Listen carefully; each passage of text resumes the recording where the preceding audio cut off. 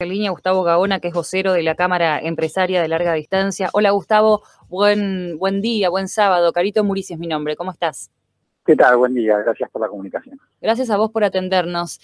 Bueno, Gustavo, hablar de lo que es la vuelta al servicio a larga distancia, preguntarte si vuelve el servicio a larga distancia y también, más que nada, más allá de hablar a nivel general, a nivel país, también preguntarte específicamente por la provincia de Santa Fe.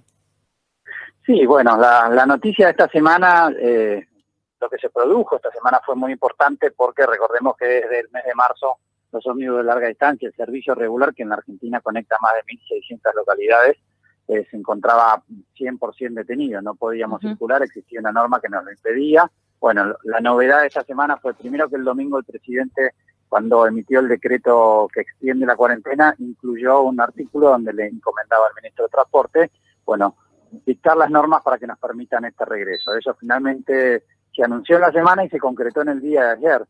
Salió publicado una resolución en el cual deja sin efecto esa prohibición original y en la teoría nosotros ya estaríamos en condiciones de volver a prestar servicio. Y digo en la teoría porque en estos meses han cambiado muchas cosas, ¿no? Y principalmente, más allá que el Estado Nacional ahora nos dice que podemos volver a circular, bueno, hay que empezar a ver con cada provincia, en muchos casos con muchas localidades dentro de las provincias, si desean volver a recibir el transporte, ¿no? Porque vivimos unos momentos en los cuales el país se ha transformado en una nación con 24 fronteras internas y en ese sentido, por eso creemos que todavía falta un poquito hasta que se puedan volver a prestar en forma normal o regular o paulatina los primeros servicios de larga distancia. Tiene que ver con también las jurisdicciones, ¿no? Que se vayan adaptando y la decisión de cada una de las provincias, Gustavo, ¿verdad? Exacto. Hemos visto algunas provincias que al día de hoy, digamos, es muy conflictivo poder transitarlas, no solo ingresar, sino inclusive transitarlas para ir a una tercera provincia. Esto está pasando. Hay otras que exigen algún tipo de estudio médico, lo que se llama el PCR, o algún tipo de evidencia, digamos, que diga que uno no tiene el virus en cuestión. En otras se le exige la cuarentena obligatoria, con lo cual también tenemos que ver qué pasa con nuestros conductores, porque claro, imagínense que no podemos enviar a un colectivo después que los conductores queden 14 días ahí, porque en pocos días nos quedan todos los conductores haciendo cuarentena en una misma provincia. Entonces, en ese sentido, si bien estamos entusiasmados, sabemos que en esta primera etapa no todo el mundo va a poder viajar, bueno, también creemos que hay que esperar un poquitito, bueno, los próximos días vamos a tener más claro el panorama, ¿no?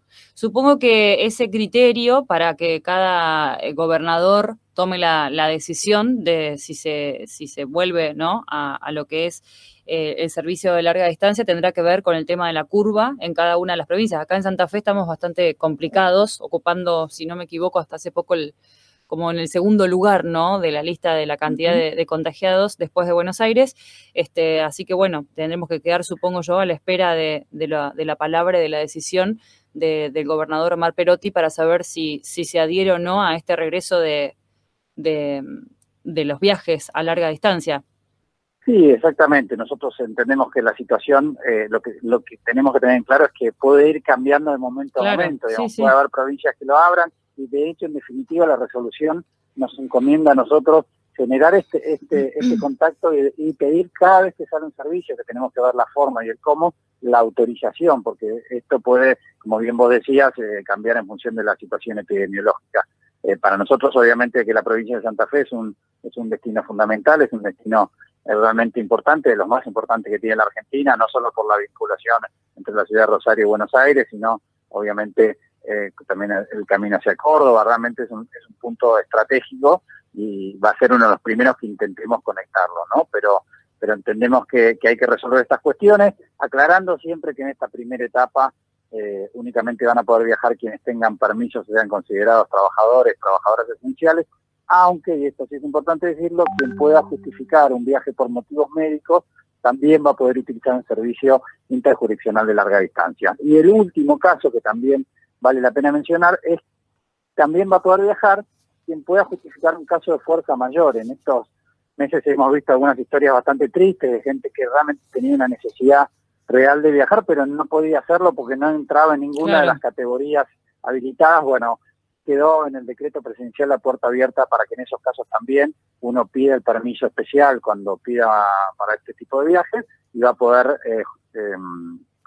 si puede justificar el motivo del viaje y lo considera de carácter urgente, bueno, puede llegar a viajar también. Gustavo, primero saludarte, Víctor te saluda, Víctor Timoneda te saluda, perdón, y preguntarte acerca del protocolo en sí. A ver, ¿cuántas personas pueden viajar por micro? ¿Cómo será dividido el tema del viaje? Porque imagino que habrá una butaca de por medio, las cuestiones se empiezan a cambiar acerca de la realidad que nosotros teníamos. Sí, lógicamente que los viajes no van a ser exactamente lo mismo que lo que eran hasta el 19 de marzo pasado. En la resolución salió publicado el protocolo, el primer protocolo que fue uno elaborado en el mes de marzo, abril, por las autoridades de transporte. Entendemos, por lo que se viene conversando, que es posible que en las próximas semanas y en función de cómo vaya evolucionando esto, salga uno más específico para la actividad de larga distancia, pero lo que sí se ha establecido es algunos límites en cuanto a la ocupación. Claro. Esto está establecido en función de la categoría de servicio, es decir, más o menos para que nos hagamos una idea, se va a poder ocupar entre el 60 y el 70% de las butacas en cada unidad en función de esta categoría. Y no necesariamente se tiene que dejar ese distanciamiento, lo que se genera es, sí, en la medida de lo posible, que en función de los pasajeros tratar de distanciarlos uno de otro lo mayor que se pueda. Claro. No siempre se va a producir ese distanciamiento de asiento de por medio, pero lo que les interesa a las autoridades, y esto también se ha aprobado en otros lugares, es el dejar algunos asientos libres para que en caso de algo que es poco usual, pero que algún pasajero evidencia algún síntoma sospechoso, bueno, los conductores van a tener ya identificado, digamos, un número de emergencia de contacto rápido, los centros de salud más cercanos para que desde las bases desorienten y hagan la consulta médica. Entonces ese pasajero se sentaría ahí, a lo largo del camino se acercaría el ómnibus al centro de salud más cercano y ahí será la autoridad de salud quien determine si ese pasajero puede continuar o si debe quedarse ahí haciendo su estudio mayor, ¿no? Pero en definitiva, lo que nosotros creemos que va a permitir el regreso de los ómnibus de larga distancia, más allá del protocolo, los cuidados personales, el uso del barbijo, una serie de medidas que se van a tener en cuenta,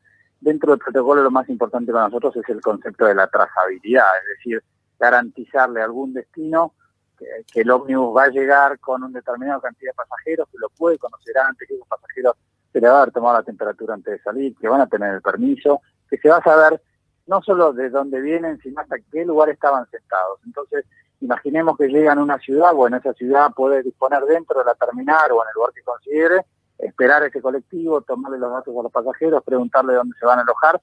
Entonces, si un par de días después surge algún caso sospechoso, bueno, en cuestión de minutos se puede localizar a todas las personas que viajaron. De esto se trata este tipo de comunicación o vuelta a la vinculación ordenada, ¿no? Porque si uno lo hace en cambio de medio de transporte público, en autos particulares, es mucho más complejo saber de dónde viene uno, a qué hora llega, con quién viene. Entonces creemos que vamos a hacer un principio de solución inteligente y que te va a permitir en ese sentido volver a ocurrir. Bueno, lo que está pasando afortunadamente en otros países del mundo, ya en Europa el transporte de larga distancia volvió, en los países de la región también está funcionando, pero con lógicamente menor frecuencia y menor prestación de servicios. Si esto resulta como esperamos que resulte, iremos por la segunda etapa, ¿no? Que son los tan esperados viajes familiares, los tan esperados viajes de turismo, pero hay que empezar por lo primero. Imagino, y escuchándote también, esto va a ser una prueba piloto para lo que ya tenemos a la vuelta de la esquina prácticamente, que es el inicio de la temporada de verano, si nos ponemos a pensar, la temporada alta para todo este tipo de servicios. Sí, exactamente, lo que nosotros notamos, y es natural y ha pasado también mucha agua debajo del puente, digamos que al principio las localidades se encontraban mucho más cerradas, mucho más temerosas de recibir al transporte público. Nosotros hicimos unos intentos a lo largo de estos meses, aun cuando la condición epidemiológica era aún mucho mejor, inclusive entre ciudades capitales de dos provincias que se encontraban muy bien epidemiológicamente hablando, y había mucha resistencia. Bueno, hoy también se empieza a ver que esto va para un poquito más de tiempo de lo que esperábamos, y que se acerca la temporada, como bien vos decías, y que no podemos llegar a la temporada sin haber probado este sistema antes. Entonces es un buen momento como por lo menos para empezar a intentarlo, siempre siendo sinceros y honestos con los pasajeros. Vamos a ir de a poco, vamos a ir viendo en función de la demanda, las frecuencias, y también las empresas lógicamente que comienzan después de 7 meses de parate, no en su mejor situación económica ni financiera, con lo cual es también un gran desafío para la actividad del transporte de todo el país, ¿no? Gustavo, Fabio Montero te saluda, ¿cómo estás? Hola. Hola, sí, no, tenemos a Fabio Montero, que es nuestro periodista que está por aquí, a ver si te podemos escuchar. Ahora sí, Fabio. Sí. Gustavo, Fabio, te saluda, ¿cómo estás? ¿Qué tal, Fabio? ¿Cómo estás? ¿Qué tal? ¿Cómo estás? Mira, yo tomaba nota acá también lo que va a tener que ver con el decreto. Por supuesto, habrá que afinar la letra, como vos decías hace unos momentos, pero se decía que los que van a poder viajar van a ser trabajadores esenciales, salud, eso como lo sabemos, porque pasa en el transporte público de pasajeros también. Y se agregó esto de fuerza mayor. Esto de fuerza mayor me da la impresión de que es un guiño para las empresas en la posibilidad de que viaje un poco más de gente, ¿no? Porque ¿cómo se justifica esta fuerza mayor? ¿Qué va a haber? ¿Una especie de declaración jurada? ¿Cómo está pensado esto, Gustavo? Bueno, es interesante aclararlo esto.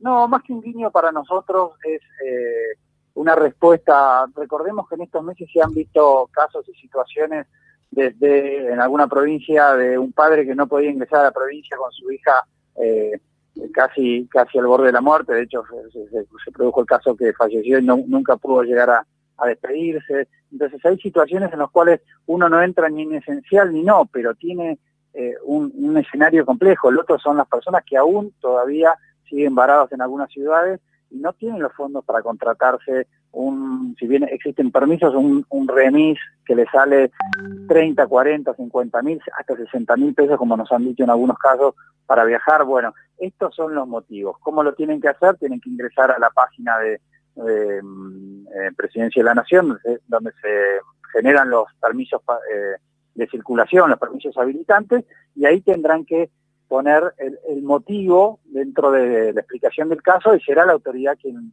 lo apruebe o no. Eso ya no depende de nosotros. Entendemos que viene por ese lado. Obviamente que desde nuestra intención nosotros queremos que viaje la mayor cantidad de gente que sea posible dentro de lo que establezca la autoridad nacional, pero no fue más pensando en nosotros, sino entendemos en esos casos que no tenían respuesta, situaciones también, pienso en casos de familias que estaban separadas o que el padre, como nos pasó, que nos explicaban a nosotros, tiene que viajar porque su hija vive con otro matrimonio, o la madre y otro matrimonio en otra localidad y no lo había hace 8 meses. Bueno, esos son, creo que los motivos de fuerza mayor o los que puedan justificar. Pero insisto, la decisión de aprobarlo o no depende de nosotros, depende claro, esto es importante, ¿no? Porque acá queda claro que quien aprueba o quien evalúa esta cuestión de fuerza mayor es, digamos, el Estado en este caso y no las empresas, ¿no? Lo que daría lugar a... Supuesto, sí, es muy importante aclararlo. Nosotros lo único que hacemos es, cuando viene un pasajero con su boleto, le pedimos el permiso para viajar. Si no cuenta con este permiso, con la documentación correcta, no lo va a poder hacer, por más que nos explique a nosotros la situación, el problema y demás. No, esto en todo caso le diremos en qué lugar tiene que gestionar ese permiso, en la web. Es un permiso que se hace digital como todos los otros, pero no depende de nosotros la autorización, por supuesto. Bien, Gustavo, la última. ¿Qué pasa con los ATP? ¿Las empresas comienzan a trabajar e inmediatamente se caen los ATP? ¿Cómo va a seguir funcionando esto? Bueno, este es un tema fundamental para nosotros porque, como bien vos lo decís, desde comienzo de año y con la actividad parada en su totalidad, la verdad que logramos cubrir salarios gracias al programa de los ATP, que el Estado destinó fondos directos a las cuentas de los trabajadores.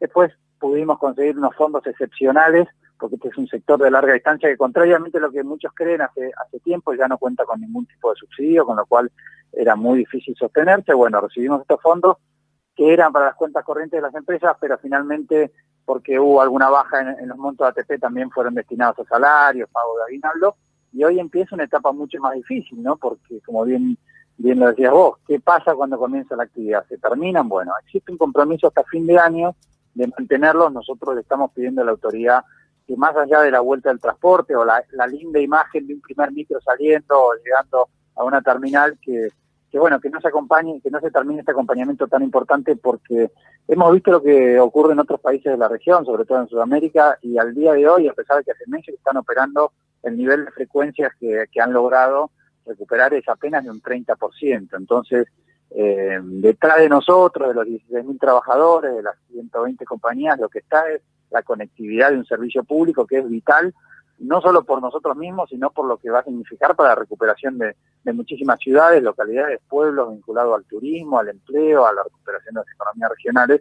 Y en ese sentido, la autoridad nacional está intentando, conoce la situación, sabe lo difícil, que tal vez es aún más difícil comenzar ahora que cuando estuvimos detenidos, y en ese sentido esperamos que, bueno, que podamos contar con el acompañamiento, sobre todo en este comienzo, ¿no? Que va a ser muy paulatino, muy progresivo, con muchas restricciones para quien puede viajar, y con la intención de seguir sosteniendo un servicio público que, si bien, insisto, está formado por empresas privadas, es un servicio de todos los argentinos.